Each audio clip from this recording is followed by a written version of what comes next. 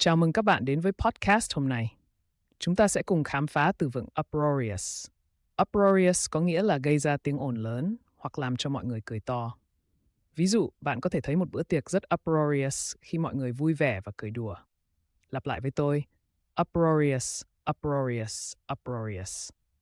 Hãy nghĩ về một buổi biểu diễn hài kịch mà bạn đã tham gia, nơi mọi người không thể ngừng cười. Hãy nhớ rằng uproarious chỉ những điều khiến chúng ta cười to hoặc tạo ra tiếng ồn lớn. Cuối cùng, nghĩa của từ uproarious là gây ra tiếng ồn lớn hoặc làm cho mọi người cười.